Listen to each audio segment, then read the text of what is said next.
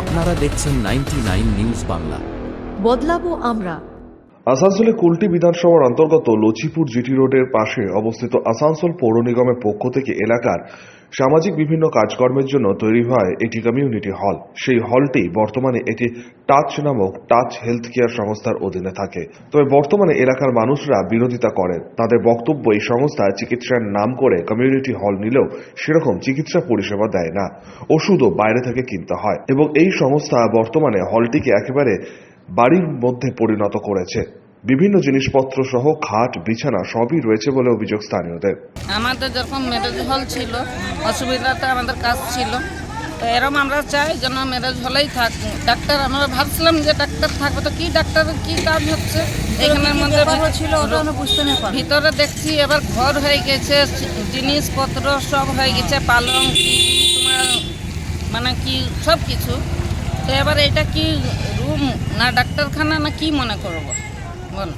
তাহলে আমাদের তো অসুবিধা হচ্ছে, আমরা গরিব মানুষ। বাইরের লোক আসছে রাত্রে, এবারে রাত্রে কেউ দেখে বসে রয়েছে, ঘর থেকে রাত্রে বেরায় নাই আমরা।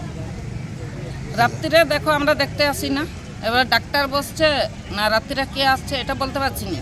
কিন্তু ঘর কিসের জন্য বানাবে ম্যারেজ হলে? হ্যাঁ,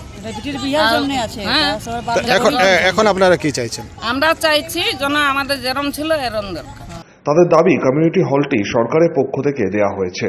দেখুন, আমরা দেখি ঠিক আছে ডাক্তারের নাম করে, হ্যাঁ ডাক্তারের যারা গরিব দুঃখী তাদের হয়তো চিকিৎসা চলবে, কিন্তু চিকিৎসা তো কিছুই চলে না। সবাইকে ওই এক রকমের, কেউ হয়তো বললো মাথা ব্যথা, কেউ হয়তো বললো কোমরে ব্যথা, কেউ জ্বর, কিন্তু সব একই রকমের ওষুধ দেওয়া হয়। ওষুধ বাইরের থেকে লিখে দেওয়া হয়। যখন বাইরের থেকে লিখেই দেওয়া হয় তাহলে আমাদের এটা দরকার নেই, আমাদের যেরাম ছিল আমাদের সেরামেই থাকুক।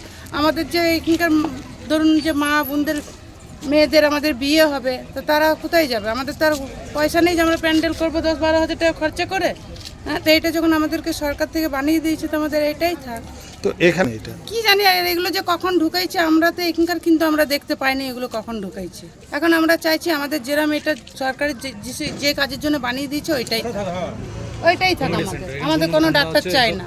এলাকার দুস্থ পরিবারের বিয়ে সহ বিভিন্ন সামাজিক অনুষ্ঠানে যাতে এই হলটি কাজে লাগে সেই কারণেই দেয়া হয়েছে। যদিও ওই সামাজিক সংস্থার পক্ষ থেকে জানানো হয় সেখানে গরিব দুস্থদের বিনামূল্যে চিকিৎসা হয়। লোকাল কিছু লোক এসে হামলা করে সব ভাঙচুর করে দেয়। আমাদের কিছু ওষুধপত্র ছিল, সেই ওষুধপত্র এটা করে দেয়, নষ্ট করে দেয়। তারপরে ওদের বক্তব্য হচ্ছে উপরে একটা যে রুম আমাদের হয়েছে সেটা হচ্ছে ডাক্তাররা বাইরে থেকে আসে, বর্ধমান থেকে আসে, পুরুলিয়া থেকে আসে। সেই ডাক্তাররা রেস্ট নেওয়ার জন্য, চেম্বার দেখার পরে রেস্ট নেওয়ার জন্য ওখানে রুমটা করা হয়েছিল। সেটা লোকাল আমাদের যে কাউন্সিলর আছেন, হ্যাঁ, উনি একটা ভার্বালি পারমিশন দিয়েছিলেন যে এটা রুমটা করে নিতে আমাদের জয়েন্ট সেক্রেটারিকে। সেই মতো রুমটা করেছে। সেই রুমটা কেন করা হয়েছে সেই জন্যেই, রুমটা থাকার জন্যই করা হয়েছে। এইভাবে একটা আমাদের অব্লিগেশন এসছে, কমপ্লেন দিয়ে ওরা ভাঙচুর করে। তারপরে হঠাৎ করে নেমতপুর ফাঁড়ি থেকে অফিসার ফোর্স আছে, ওটা তালা মেরে দিয়ে ওরা চলে যায়। ওরা বলে ফেসলা হওয়ার পরে চলে যায়।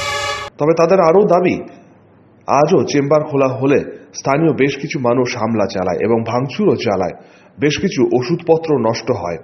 এরপরই ঘটনাস্থলে পৌঁছায় নিয়ামতপুর ফাঁড়ির পুলিশ। আসানসোল থেকে সঞ্জয় যাদবের রিপোর্ট, 99